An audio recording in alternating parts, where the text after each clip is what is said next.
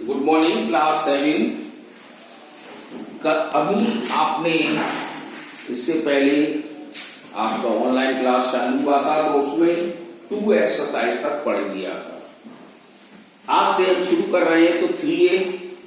लेकिन आपको एक चीज बता दें कि आपका फर्स्ट टर्मिनल एग्जामिनेशन 20 तारीख से 25 तारीख के बीच में शुरू हो जाएगा और जिसमें हम आपको एक हफ्ते के बाद कोर्स देंगे कि कितना कोर्स आएगा।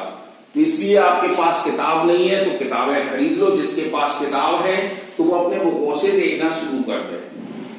आप जितनी जल्दी किताब को खरीदेंगे उतनी ही जल्दी आपको ये कोर्स समझ में आएगा, क्योंकि मैथमेटिक्स में बुक होगी तभी आप समझ सकते हैं। हम पूरी थ्योरी आपको नहीं पढ़ा सकते इसकी। जैसे इस एक्सरसाइज में है रेशनल नंबर, तो रेशनल नंबर जानने से पहले आपको एक चीज जाननी पड़ेगी कि हमारे नेचुरल नंबर क्या थे, होल नंबर क्या थे, इंटीजर्स क्या थे। तो ये सब बुक में लिखे होंगे, लेकिन मैं आपको एक सरसरी नजर में बता दे रहा हूं कि नेचुरल नंबर क्या थे। वे नंबर जो 1 से स्टार्ट होते हैं और इंफिनिट तक जाते हैं, अनंत तक, जिसका कोई अंत नहीं है, तो वो हमारे नेचुरल नंबर।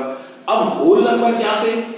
0 से स्टार्ट होता था और अनंत तक जाता था, वो होल नंबर कहलाता था। लेकिन इसी के दौरान एक नया नंबर आया था, इंटीजर। तो आपने इंटीजर में देखा था कि नेगेटिव और पॉजिटिव 2 नंबर आए। अब इससे हटकर एक नया क्वेश्चन आ गया है, रेशनल नंबर। तो रेशनल नंबर क्या होता है इसके बारे में देखेंगे। तो ए नंबर ऑफ एनी नंबर, यानी एक ऐसा नंबर जो किसी भी दूसरे नंबर को लेता है, that can be expressed in form of P/Q। ये आपने फ्रैक्शन के रूप में पढ़ा था, न्यूमरेटर और डिनोमिनेटर, यानी कि भिन्न, जो आपने 4th क्लास में पढ़ी थी, 5th में पढ़ी। जो ऊपर का नंबर होता है न्यूमरेटर, जिसको अंश कहते हैं, और ये डिनोमिनेटर जिसको हर कहा जाता है।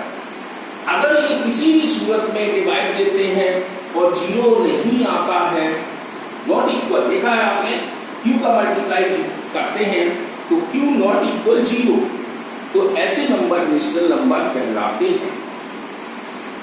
अब इसके अंदर आपके पास एक्सरसाइज शुरू होती है। पहला क्वेश्चन था, which of the following are not rational number. तो हम पहले क्वेश्चन में चल रहे हैं। अब जैसे आपने देखा 2/-3, तो ये चीज क्या है? ये रेशनल नंबर है। क्यों है? आप देख सकते हैं, जबकि ये इंटीजर्स लगा हुआ है, नेगेटिव है, इंटीजर्स में आ गया, तो ये रेशनल नंबर क्यों है? जब E की वैल्यू 2 है और Q की वैल्यू 3 है, तो यहाँ 3 जो है Q हो गया। अब नॉट इक्वल 0, आपने क्वेश्चन देखा था कि Q नॉट इक्वल 0, तो Q 3 के बराबर नहीं है। इसका मतलब बराबर नहीं है तो 0 बड़ा है, क्योंकि -3 लगा हुआ है, तो इसका मतलब इक्वल नहीं हो सकते। तो ऐसे ही क्वेश्चन एक और आते हैं, जैसे कि 5/0। अब आप देख रहे हैं Q की वैल्यू क्या है? 0। अब हम 0 नॉट इक्वल तो लगा नहीं सकते। क्यों नहीं लगा सकते? क्योंकि 0 0 के बराबर है कि नहीं है, इसलिए हम इसको 0 = 0, तो ये हमारा रेशनल नंबर नहीं होगा। तो बस एक ही चीज को ध्यान में रखना है कि Q नॉट इक्वल 0 है। जैसे कि एक और आप देख सकते हैं, देखो 4/50 हमने लगाया, तो हमारा Q की वैल्यू क्या है? 15 और 0, क्या ये दोनों बराबर हैं? तो नहीं है, तो नॉट इक्वल, तो ये हमारा रेशनल नंबर हो गया। तो ये रेशनल नंबर नहीं था, ये हमारा रेशनल नंबर है। अब जैसे कि एक क्वेश्चन है 0/0, तो Q की वैल्यू यहाँ पर 0 दी गई है, तो 0 अब तो नॉट इक्वल है नहीं। तो इस तरह से हमारे पास इसमें केवल ये पूछे गए थे कि कौन से इरेशनल नंबर है और कौन से नहीं। ठीक, अब दूसरा क्वेश्चन आता है कि दूसरे क्वेश्चन में आपको बोलना होगा,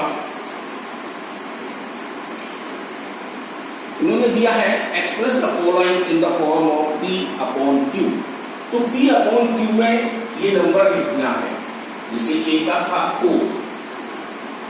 अब आप सोच रहे हैं कि सर हम क्या लिखें, P अपॉन Q में लिखना है, तो हम ये कह सकते हैं कि जो एक नंबर हमारे पास दिया गया है 4, तो ये 4 हमारा P में रहेगा, और ये Q जब हम डिनोमिनेटर हमारे पास कोई भी नंबर नहीं होता है तो उसको 1 मान लिया जाता है, चाहे ये नेगेटिव होगा, ये 4 जो है नेगेटिव होगा तब भी हम यह नेगेटिव दर्शाते, लेकिन डिनोमिनेटर 1 मान सकते हैं, ये आप लोगों ने पढ़ा।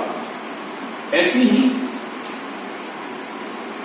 2y 1/5 है, तो हम देख रहे हैं ये हमारा मिक्स्ड में है, मिक्स्ड नंबर है, इसको हम पहले इम्प्रॉपर फ्रैक्शन में बना देते हैं। तो 5 2 10 10 11 11/5, तो हमारा P अपॉन Q की वैल्यू हो गई 11/5। मैं आपसे फिर से दोहरा रहा हूँ, जब आपके पास बुक होगी तब ये आप सफिशिएंट कर सकते हैं। तो इसके अलावा हमारे तीसरे क्वेश्चन पर आ रहा है, तीसरे क्वेश्चन पर आ रहा था आर दीज रेशनल नंबर, जैसे 2/3 4/6 6/9 8/12 -10/15 -42/63 इक्विवेलेंट। क्या ये इक्विवेलेंट है? इक्विवेलेंट में क्या होता है ये भी आप देखिए।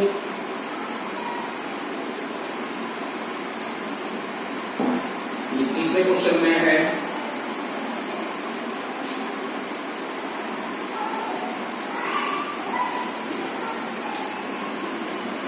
इक्विवेलेंट के लिए 2/3 4/6 6/9 8/12 -10/-15 -42/-63 ये चीज ये गई थी। तो ये पूछा है क्या ये सभी अंक बराबर में हैं, यानी P और Q, ये ऊपर के नंबर सभी P हैं और नीचे के नंबर Q हैं। आप किसी भी एक नंबर को उठा लीजिए, जैसे हमने उठाया 6/9। अब इसका कंपैरिजन करते हैं, 2 × 3 तभी तो 6 होगा, तो हमने यहाँ पर 3 का मल्टीप्लाई किया तो 3 का यहाँ भी करना पड़ेगा हमें, तो 3 3 जा 9, ये इसके इक्विवेलेंट आया, इसका मतलब ये इसके इक्विवेलेंट है।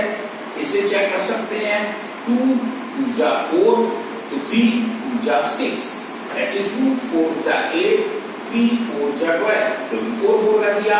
अब हम माइनस में जाते हैं तो 2 × -5, तभी तो यहाँ पे -10 आएगा, हमने -5 कर दिया और 3 हमारे पास क्यूब में था, तो -5 का यहाँ भी मल्टीप्लाई करना पड़ेगा, तो 3 5 जा माइनस का ये 15 है। तो ऐसे ही इसका 2 का देखते हैं, तो 2 का डिवाइड इसमें देखते हैं तो 20 बन जाएगा, तो 3 का 21 से मल्टीप्लाई करते हैं तो 63। तो इस तरह से हमने देखा ये सभी नंबर इस 2/3 के इक्विवेलेंट हैं। इक्विवेलेंट मींस समान, जो नंबर ऊपर हम लिखेंगे डिनोमिनेटर मल्टीप्लाई करेंगे उतना ही डिनोमिनेटर में करते हैं, तभी हम चेक कर सकते हैं। तो ये हमारे क्वेश्चन में हम लिख सकते हैं, इस क्वेश्चन लिखा तो लिखा दीज नंबर्स आर इक्विवेलेंट। अब चौथे क्वेश्चन पे देखते हैं, चौथे में दिया है इज द नंबर 17/40 इक्विवेलेंट। अब देखो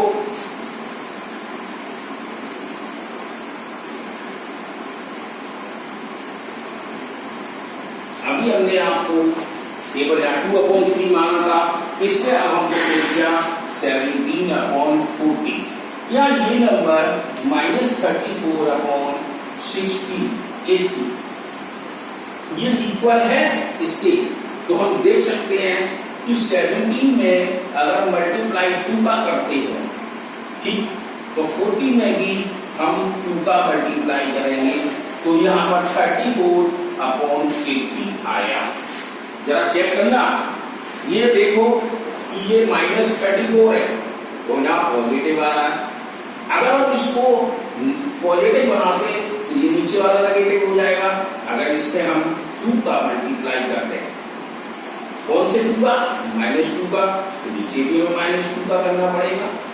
जब -2 का करते हैं तो ये माइनस, तो ये भी माइनस, माइनस से माइनस फिर क्रॉस हो गई, तो देखो पॉजिटिव आ गया।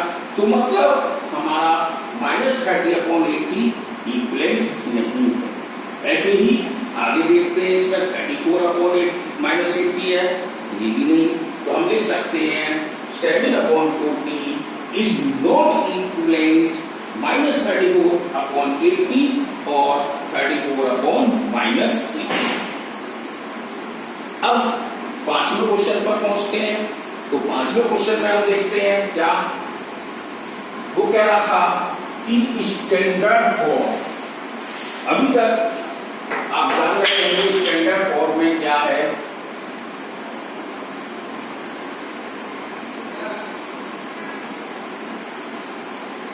जैसे 20/35,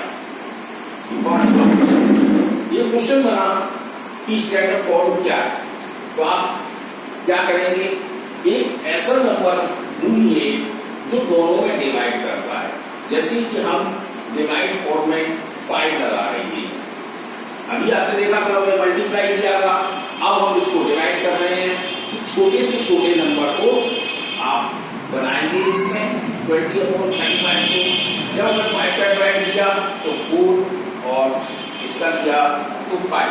इससे अब हम कोई भी फ्रैक्शन छोटा नहीं कर सकते। क्यों नहीं कर सकते? क्योंकि ये 5 है, ये प्राइम नंबर है, ये अपनी ही टेबल से कटता है। तो हम इस तरह से स्टैंडर्ड फॉर्म बना लेंगे। ऐसे ही एक और देख लीजिए आप, जैसे 23/70। क्या आप इसको कोई भी नंबर काट सकते हैं? तो हम कैसे देखेंगे कि ये 23 जो है वो प्राइम नंबर है। प्राइम नंबर आपने पढ़े हुए हैं 2, 3, 5, 7, 11, 13, 17, 19, 23, तो आ गया 23। तो 23 अपनी ही टेबल से काटा जा सकता है, इसलिए ये 70 का कोई फैक्टर में नहीं आएगा। ऐसे ही क्वेश्चन नंबर 6 में हम चलते हैं। इसमें भी वही कह रहा है कि आपको नेगेटिव और पॉजिटिव बताने हैं। तो नेगेटिव में हम क्या देखते हैं,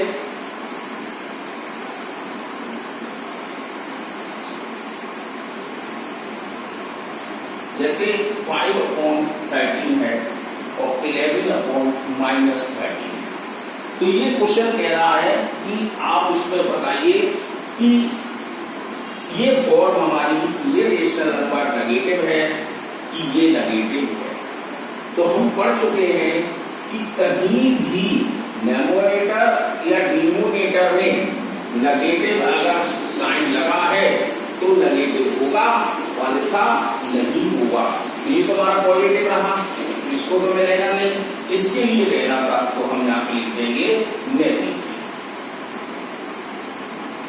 अब एक क्वेश्चन और उठता है, अब जैसे -7/-80 मिला है, तो ये भी नेगेटिव होना चाहिए। जैसे ये नेगेटिव है तो नहीं, ये नेगेटिव क्यों नहीं होगा? क्योंकि ये दोनों नंबर नेगेटिव नेगेटिव आपस में क्रॉस किए जाएंगे, ये पॉजिटिव बन जाएगा, तो ये नेगेटिव नहीं बोला जाएगा। तो इस तरह से हमने आपको आधे क्वेश्चन 6 करा दिए, तो 6 आपको घर से करने हैं, बस बुक आपके सामने रखनी पड़ेगी।